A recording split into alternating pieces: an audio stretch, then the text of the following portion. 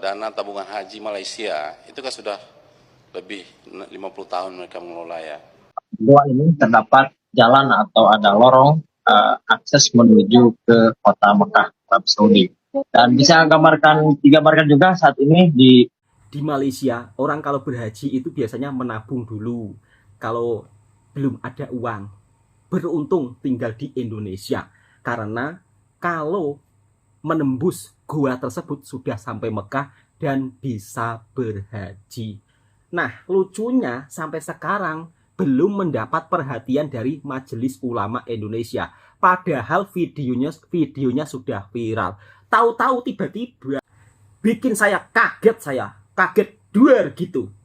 Ternyata Majelis Ulama Indonesia tiba-tiba membuat fatwa mengharamkan orang kaya yang membeli gas LPG 3 kilo. Waduh, Majelis Ulama Indonesia kenapa ikut-ikutan berpolitik? Kenapa tidak menjaga umat yang saat ini sedang tersesat haji masuk gua? Kok tidak mendapat perhatian? Harusnya para pelaku yang mengetuai ini dihukum supaya ada efek jerak, ada efek takut, tidak menyesatkan umat. Hal ini memang sangat disayangkan dan berbagai reaksi netizen muncul. Kadang saya juga heran ya, inilah kenapa kita sering ditertawakan negara tetangga. Di era zaman modern saja, kenapa masih percaya hal-hal yang seperti ini? Meskipun ini dilakukan oleh segelintir orang Indonesia. Tapi kalau dibilang segelintir ya kok banyak juga. Kok hampir setiap hari ada kejadian yang lucu-lucu di negara kita. Makanya untuk sahabat-sahabatku semua, jangan buat hashtag kabur aja dulu. Kalau kalian di negara lain nggak bisa haji masuk gua, kalau di Indonesia haji masuk gua, tidak perlu jauh-jauh pergi ke Mekah. Bagaimana? Kurang istimewa apa? Ya kan? Jangan gara-gara mungkin kalian sulit cari pekerjaan, mungkin kalian kerja gajinya cuma segitu-gitu aja. Ya dipikir-pikir kalau mau kabur aja ke luar negeri, mungkin kalian sudah capek ya dengan kondisi yang ada di negara kita. Kemudian para koruptornya juga luar biasa, dihukum. Hukumannya juga ringan. Kadang sih lucu sih di negara kita. Oke, langsung kita simak berbagai reaksi netizen. Kok bisa ya di Indonesia ini masuk gua haji? Ini sangat-sangat, aduh, orang luar tahu itu mungkin kok bisa gitu. Kok masyarakatnya percaya? Anehnya memang ramai pula tuh sampai berdesak-desakan. Banyak banget yang salah kaprah soal goa yang lagi viral di Tasikmalaya yang bisa tembus ke Mekah. Ini tuh sebenarnya tempat ziarah. Dan ini bukan kali pertama goa ini viral, karena goa ini sempat viral juga beberapa tahun yang lalu. Beberapa waktu lalu, goa ini tuh sebenarnya sempat ditutup gara-gara ada insiden salah seorang mencoba masuk dan bukannya sampai ke Mekah, yang ada malah terjebak. Tapi puji Tuhan, akhirnya orang tersebut berhasil keluar dengan selamat. Jadi kesimpulannya, goa ini nggak bisa tembus ke Mekah ya guys ya. Jujur gue di sini nggak ada ngebela siapa-siapa, karena gue sendiri aja jangankan ke Mekah, ziarah pun gue nggak pernah.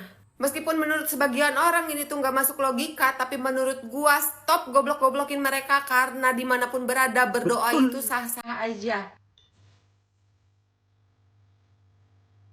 Haji praktis lewat jalur telepati.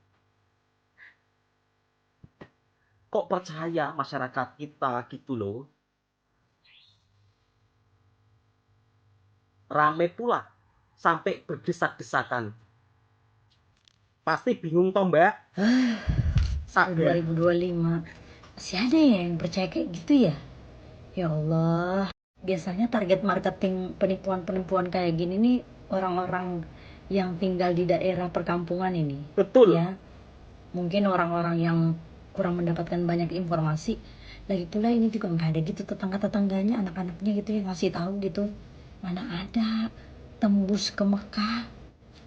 Orang kalau Pulau Jawa aja, kalau kita mau ke Pulau Sumatera itu batasnya laut tuh, dalam banget.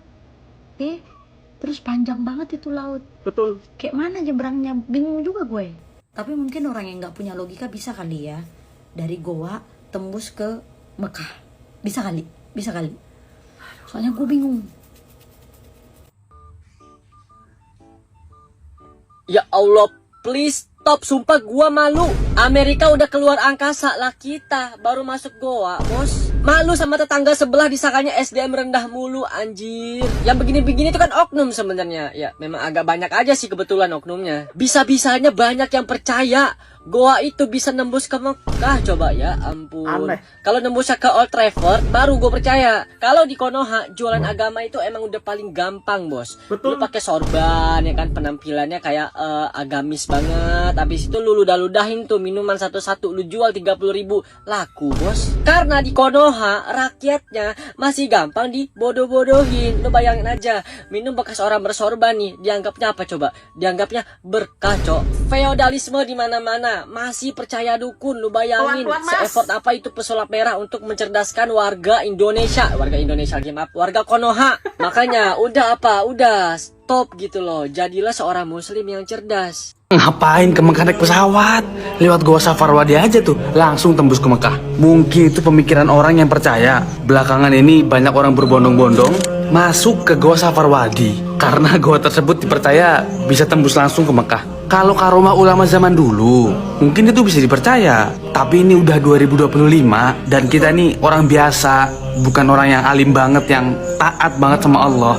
Terus berharap apa sama kayak gituan? Entah sukmanya lah yang berangkat ke Mekah atau apapun itu, cukup berlebihan sih menurutku. Allah udah kasih jalan kok. Kalau ada rezeki bisa naik pesawat, biar bisa fokus ibadah di sana, berdoa yang baik sama Allah. Udah yang pasti-pasti aja ya. Ayo menuju Indonesia Mas. Gimana menurut kalian? Pelajaran apa yang bisa kita ambil? Assalamualaikum.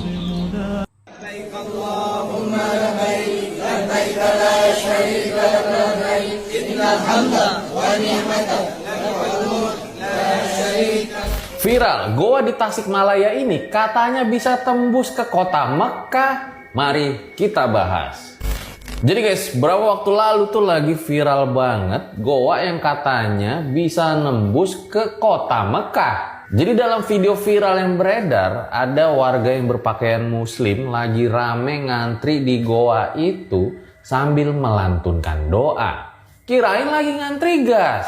Setelah ditelusuri, ternyata nama goa itu adalah Goa Safarwadi atau lebih dikenal Goa Pamijahan yang terletak di Desa Pamijahan, Tasikmalaya, Jawa Barat.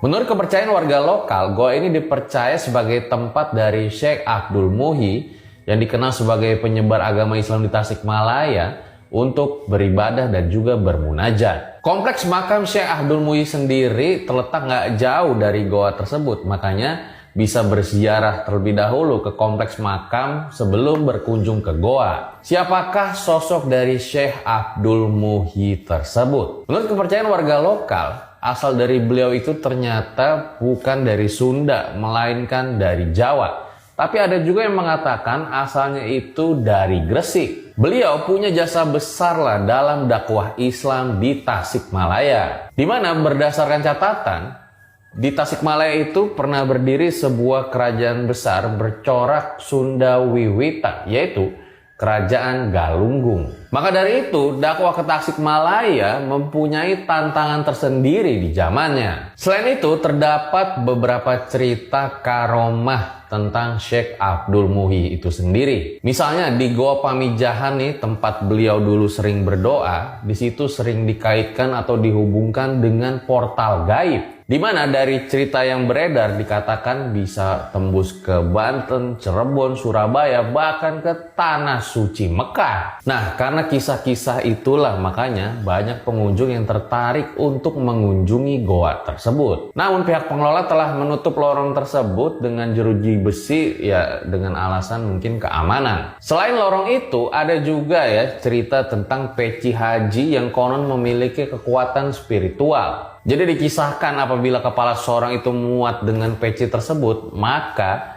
ia akan dapat pergi berangkat ke Tanah Suci Mekah. Well, tapi banyak juga terjadi pro kontra di kolom komentar. Ada juga yang mengatakan bahwa kisah sejarah ini juga sudah bercampur dengan kisah seperti legenda. Nah, kalau menurut kalian sendiri bagaimana? Lagi rame di Indonesia, ada sebuah goa yang katanya bisa tembus sampai ke Mekah. Sedangkan di Mekah sendiri, gak pernah tuh gua dengar ada goa yang bisa tembus sampai ke Indonesia. Gara-gara masalah ini, banyak masyarakat yang datang ke goa ini, bilangnya mau berangkat haji ataupun umroh.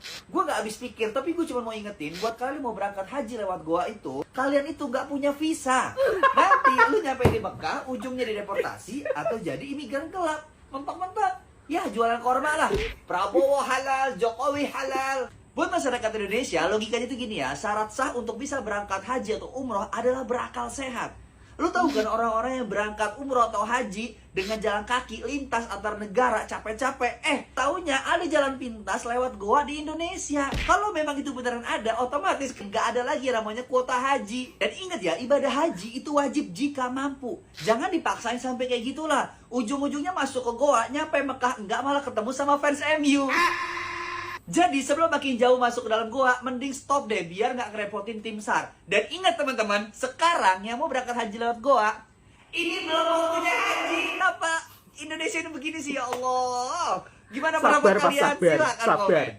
Indonesia cadang ikuti jejak langkah tabung haji Malaysia. Saban tahun pengurusan haji Malaysia terus mendapat perhatian negara-negara luar dengan Arab Saudi sendiri mengiktiraf model pengurusan haji di Malaysia sebagai yang terbaik. Ia adalah institusi Islam yang sentiasa berusaha menyediakan pelbagai kemudahan secara komprehensif demi kebajikan jemaah haji Malaysia. Selain pengurusan simpanan yang halal dan pengurusan haji efisien, TH turut menjalankan aktiviti pelaburan bagi memberi nilai tambah kepada pendepositnya. Perkara ini turut mendapat perhatian wakil-wakil rakyat di Indonesia yang pernah mencadangkan agam mereka ke Malaysia untuk mempelajari bagaimana lembaga tabung haji mengelola dana pendeposit TH.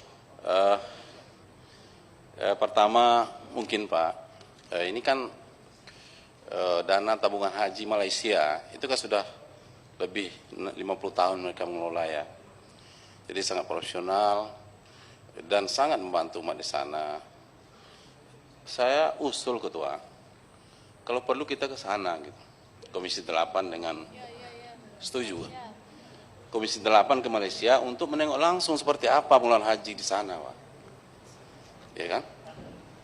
Dan luar biasa dana haji, pengelolaan haji Malaysia itu. Walaupun kita tahu di sana 100 tahun itu antrinya, tapi tidak ada kegelisahan, tidak ada konflik, nyaman dan aman, Pak. Jadi manajemennya sangat bagus. Jadi kami usul ketua kalau perlu kita ke sana lah, ke Malaysia nanti kan. Mudah-mudahan Majelis Ulama Indonesia juga melihat kasus yang sedang viral saat ini ya, di mana goa dijadikan bisa naik haji dan konon katanya tembus ke Mekah. Segelintir masyarakat di Konoha percaya. Ini sangat disayangkan. Tetapi saat ini justru MUI sibuk mengurusi gas LPG 3 kilo dan sudah memberikan fatwa orang kaya haram hukumnya beli gas LPG 3 kilo untuk masyarakat miskin. Kenapa sih pemerintah itu tidak menghapus tulisan gas LPG subsidi untuk masyarakat miskin? Kalau menurut dari pandangan saya, dari komentar saya, ini sama saja mendoakan rakyatnya untuk miskin terus nih. Cobalah dikasih tulisan untuk masyarakat yang kurang mampu, itu kan lebih sopan. Itu hanya masukan saya saja. Dan syarat untuk haji itu juga punya visa, ya kan? Kalau misal kata teman-teman tembus ke Mekah, tapi teman-teman tidak punya paspor, bisa ditangkap jadi pendatang ilegal, teman-teman. Dan DPR daripada Indonesia pun juga menyuruhkan ya, untuk tabung haji yang ada di Indonesia itu belajar dari Malaysia. Karena manajemennya bagus, luar biasa. Dan haji masuk gua seperti ini di negara tetangga juga nggak ada. Di Malaysia, di Singapura nggak ada. Adanya di negara Konoha, bukan di Indonesia loh, di Konoha. Oke, langsung kita simak terkait berita berikutnya. Majelis Ulama Indonesia mengharamkan gas LPG 3 kilo bagi orang kaya yang beli. Awas loh. Orang-orang kaya jangan beli gas LPG 3 kilo ya. Karena itu bukan hak Anda, itu hak orang miskin. Tapi kebanyakan gas LPG 3 kilo ini hampir seluruh merata yang memakai orang Indonesia loh. Serius, beneran. Kita simak videonya. Dan hashtag kabur aja dulu ke luar negara. Jangan ya. Di Indonesia itu semuanya serba ada kok, kabur aja ke luar negara. Tetap santai dan tetap tenang meskipun keadaan sedang mungkin kurang baik, ya kan? Tetapi kita bisa lihat kan keunggulan di negara kita, haji saja tidak perlu naik pesawat. Mari kita simak video selanjutnya. MUI keluarin fatwa baru kalau orang kaya Indonesia diharamkan buat pakai gas LPG 3 kilo sama bensin Pertalite. Pertanyaan besar ya, kategori yang bisa disebut orang kaya di Indonesia itu kayak gimana? Jadi guys, MUI ikut menegaskan kalau subsidi dari pemerintah itu harus tepat sasaran. Salah satunya adalah penggunaan gas LPG 3 kilo sama bensin subsidi Pertalite. Dan orang-orang yang punya kemampuan finansial tinggi atau orang kaya diharamkan menggunakan gas 3 kilo sama Pertalite. Soalnya itu adalah salah satu bentuk pelanggaran terhadap prinsip keadilan yang diajarkan dalam Islam. Yang jadi pertanyaan, kategori orang kaya itu kayak gimana? Nah, gue lansir dari CNN Indonesia. Jadi Bank Dunia itu pernah keluarin laporan tentang lapisan kelas masyarakat di Indonesia. Jadi Bank Dunia ini mengelompokkan kelas masyarakat Indonesia berdasarkan pengeluaran mereka, bukan pendapatannya. Dengan rincian kurang lebih kayak gini. Pertama, yang disebut kategori miskin itu adalah orang yang pengeluaran per bulannya sekitar 300 sampai 500 ribu rupiah per orang. Dua, kelas menengah, orang yang pengeluaran per bulannya sekitar 500 ribu sampai 6 juta rupiah per orangnya. Dan ketiga adalah kelas atas atau kategori orang kaya, adalah orang yang pengeluaran per bulannya di atas 6 juta rupiah per orang. Jadi kesimpulannya, kalau pengeluaran pribadi kalian per bulannya di atas 6 juta rupiah, kalian udah termasuk kategori orang kaya. Dan kalian udah diharamkan menggunakan gas 3 kilo sama bensin Pertalite. Tapi nggak tahu, apakah fatwa ini bisa menyadarkan orang-orang mampu yang bandel yang masih suka pakai subsidi dari pemerintah? Gimana menurut kalian? Coba tulis di kolom komentar. MUI haramkan orang kaya beli gas LPG bersubsidi, beritanya. Karena sudah jelas tuh semuanya ditulisin apa? Hanya untuk masyarakat miskin. Terus orang miskin itu standarnya apa kriterianya? Nah, ini kriteria masyarakat miskin menurut standar BPN, Badan Pusat Statistik. Ada 14, silahkan dibaca. Di antaranya, luas lantai bangunan tempat tinggal kurang dari 8 meter persegi. Nomor 2, jenis lantai tempat tinggal terbuat dari tanah, bambu, kayu, murahan. Terus yang paling bawah ini, jika minimal 9 variabel terpenuhi, maka suatu rumah tangga dikategorikan miskin. Berarti yang tidak memenuhi 9 kriteria dari 14 kriteria ini berarti ya orang mampu, tidak berhak mendapatkan gas LPG. Lebih spesifiknya bisa dibaca di sini. Golongan masyarakat yang berhak membeli gas LPG 3 kilo yaitu rumah tangga yang tercatat, usaha mikro, petani sasaran ini yang memiliki maksimal 0,5 hektar, kemudian nelayan sasaran dengan klasifikasi tertentu. Kemudian yang tidak boleh itu ada 9 nih, silahkan dibaca, silahkan di post dulu dibaca. Ya, pemerintah menegaskan bahwa LPG 3 kilo hanya diperuntukkan bagi masyarakat miskin dan usaha mikro dan seterusnya sampai bawah. Jadi bagaimana guys ini menurut pendapat antum-antum semua, pendapat kalian semua, pendapat netizen?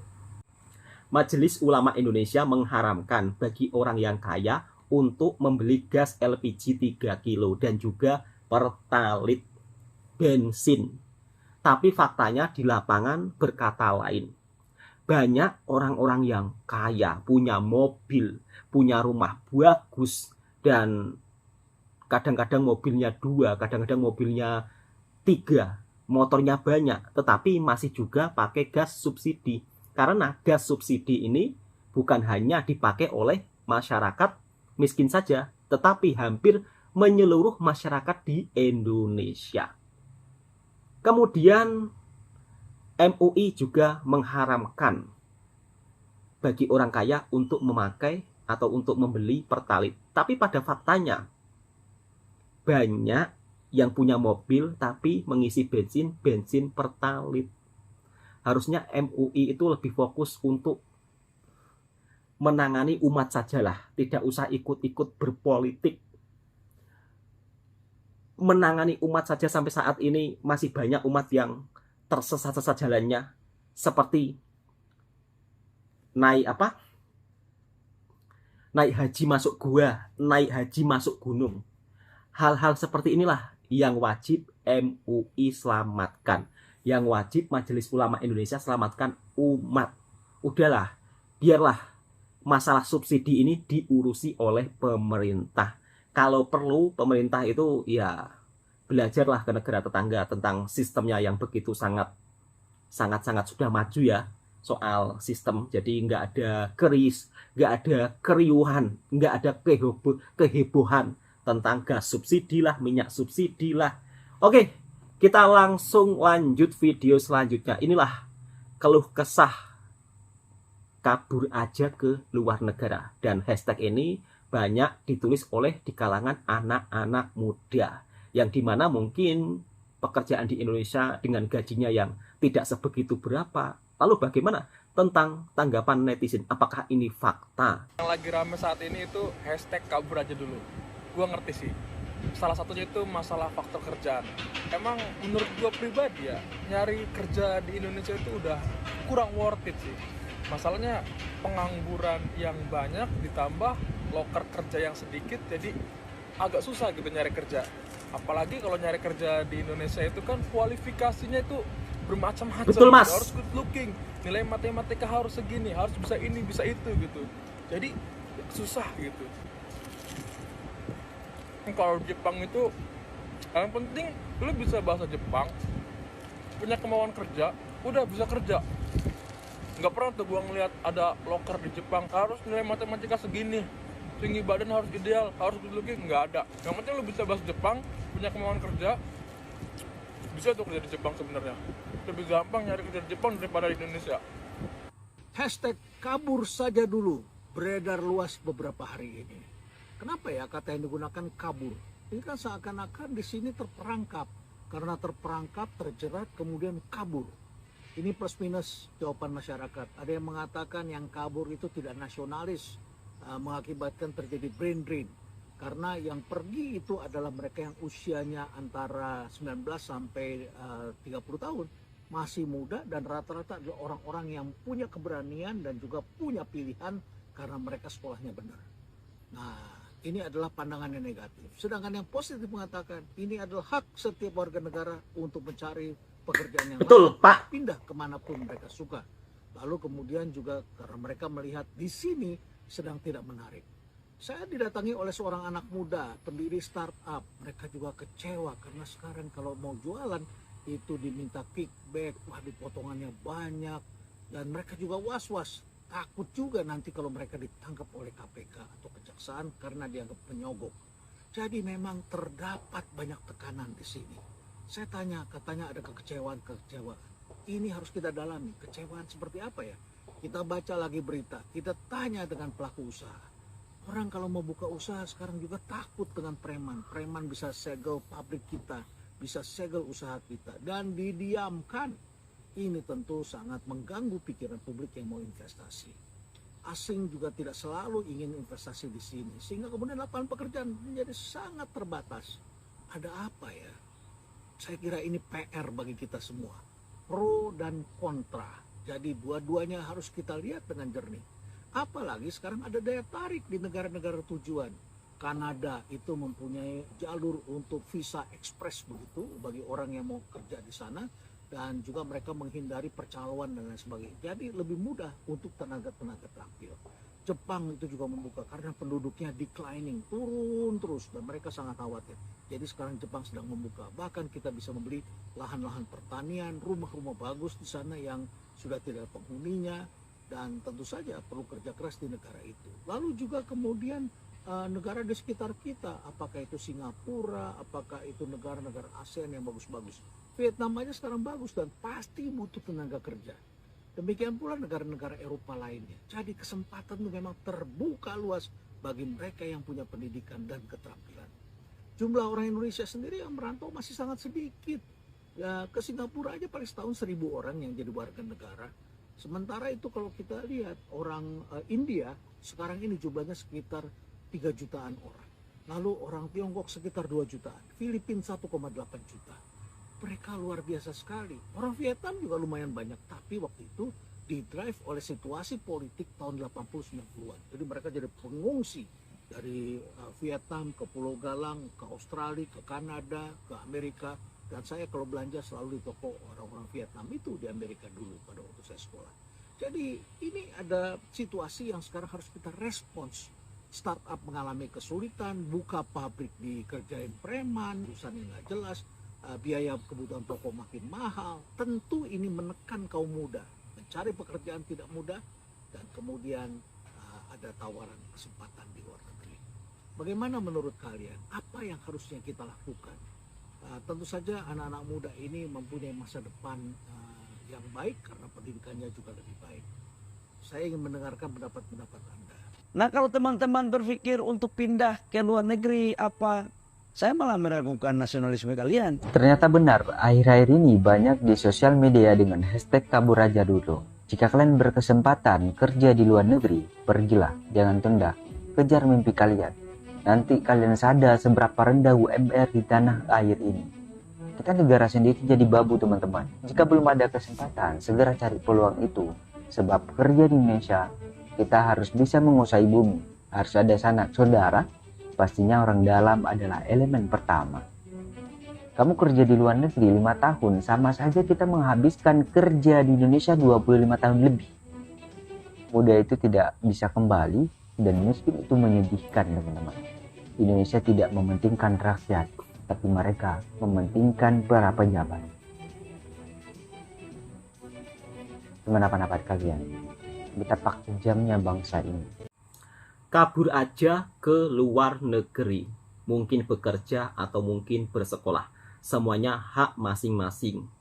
Tidak ada berkaitan dengan tidak nasionalis lah, tidak cinta dengan negara kita tercinta lah, bukan seperti itu. Kalau kita cinta dengan negara kita, di saat mungkin di kampung halaman kita tidak bekerja ataupun mungkin mendapat pekerjaan, gajinya juga cukup-cukup untuk makan, mau nggak mau harus mencari solusi lain, seperti kerja di luar negara. Dan saya juga ingin memberikan pesan penting untuk teman-teman, jika ingin kerja di luar negara, kerjalah dengan secara resmi, jangan sampai menjadi ilegal. Jadi jangan mudah ikut-ikutan kabur aja ke luar negeri. Di luar negeri pun juga sama. Kalau kita tidak mau bekerja keras, maka hasilnya pun juga akan sama. Jadi pada intinya, kalau mungkin saat ini sahabat-sahabatku tertarik ingin bekerja di Jepang, ataupun di Eropa, ataupun di negara lainnya, harus persiapkan mental. Ya, mungkin keadaan di negara kita itu sulitnya mencari lapangan pekerjaan ya. Kemudian syaratnya pun juga tidak main-main. Tetapi kalau di negara yang sedang berkembang, negara maju, syarat untuk bekerja itu cukup mudah, tidak perlu ini itu. Bahkan perbedaan jauh antara persyaratan melamar kerja di Malaysia dengan di Indonesia itu cukup jauh. Kalau misal kata kita melamar kerja di Malaysia, kerja di pabrik, itu syaratnya tidak rumit. Kerja di kedai atau di toko atau di mall, itu syaratnya juga tidak begitu rumit. Kalau di negara kita rumit, harus inilah, harus itulah, minimal inilah, minimal itulah, tinggi badan pun juga menjadi salah satu faktor lah. Ya mudah-mudahan dengan viralnya berita kabur aja ke luar negeri yang mungkin lelah dengan kondisi di negara kita, harapan tentunya masih ada. Dan sahabat-sahabatku, jangan putus asa, tetap berdoa dan bersemangat dalam bekerja, apapun pekerjaannya. Mungkin kalau saat ini teman-teman sudah mendapat pekerjaan, syukuri. Kalau mungkin ingin pindah ke luar negeri, harus berhati-hati. Dan tentunya harus mendapatkan informasi yang tepat. Harus lewat jalur yang resmi. Oke, cukup sekian. Mudah-mudahan video ini juga bisa memberikan informasi yang bermanfaat. Jika suka dengan videonya Bang Tua Channel, silahkan tekan tombol merahnya, subscribe, like, komen, dan bagikan ke sahabat Anda semua. Assalamualaikum warahmatullahi wabarakatuh.